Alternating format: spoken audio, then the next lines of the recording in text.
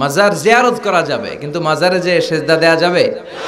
আল মাইয়িতু feel কবর কাল গরিকু feel বাহর। সাঁতার না জানা ব্যক্তি সাগরে পড়লে যেমন অসহায়, মরে গেলে মানুষটা তার চেয়েও বেশি অসহায়। সে আপনারে কি দিবে? আপনি বরং দিবেন যে সালাম দিবেন, আসসালামু আলাইকুম আহলা দিয়ার মিনাল মুমিনিন ওয়াল মুসলিমিন ওয়া ইন্না ইনশাআল্লাহু বিকুম লাহিকুন আনতুম লানা সালাফ নাহনু লাকুম তাবা ওয়া ইন্না ইনশাআল্লাহু বিকুম লাহিকুন ইয়ারহামুল্লাহুল মুস্তাকদিমিনা মিন্না ওয়াল মুস্তাখিরিন। এই দোয়াগুলো পড়বেন, তার জন্য ফাতিহা পাঠ করবেন, দোয়া করবেন। তার কবরের আযাবকে মাফ করে দিবে কে? আল্লাহ। তো আপনার দোয়ায় ওর কবরের আযাব মাফ হয়, ও আপনারে কি করবে?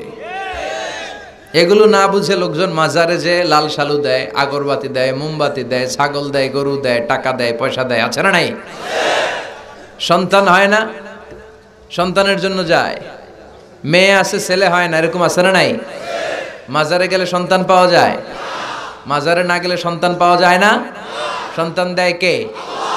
মাজারে না গেলে যদি সন্তান না হতো, ছাগলের যে বাচ্চা হয়, ছাগল কোন মাজারে যায়? গরুর যে বাচ্চা হয়, গরু কোন মাজারে মানত করে? আকল খাটালেই বোঝা যায়। চিল্লা এখন ঠিক কিনা? এজন্য মাজার কেন্দ্রিক ভণ্ডামিকে কোনোভাবেই প্রশ্রয় দেয়া যাবে না।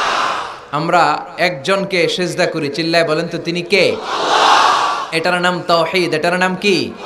তাওহীদেরই মুর্শিদ আমার মুহাম্মাদের নাম বলো, মুহাম্মাদের নাম, আল্লাহর নাম জপলে বুঝতে পারি। আল্লাহরই কালাম বলো, মুহাম্মাদের নাম, ওই নামেরই রশি ধরে যাই আল্লাহর পথে, ওই নামেরই ভেলায় চড়ে ভাসি নূরের স্রোতে, ওই নামের বাতি জেলে দেখি আরশের মুকাম বলো, মুহাম্মাদের নাম। পড়েন সবাই। তাওহীদেরই মুর্শিদ আমার মুহাম্মাদের নাম বলো, মুহাম্মাদের নাম, আল্লাহর নাম জপলে বুঝতে পারি। আল্লাহরই কালাম বলো, মুহাম্মাদের নাম। সুবহানাল্লাহ পড়েন। এটার নাম তাওহীদ।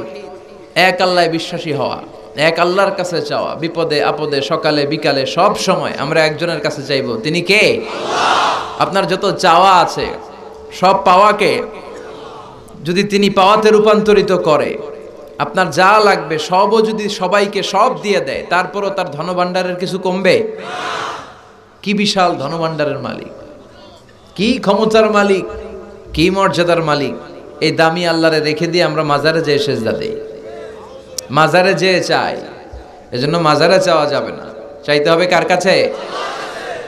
আমাদের জীবনের প্রতিটা অঙ্গনে যেন আমরা ইসলামকে মানতে পারি, আল্লাহ তৌফিক দাও। আরো জোরে পড়েন আমিন। এই যে কোরআনের প্রতি আবেগ উচ্ছ্বাস, এটাই প্রমাণ করে এদেশে ইসলামের বিজয়কে কেউ ঠেকিয়ে রাখতে পারবে না।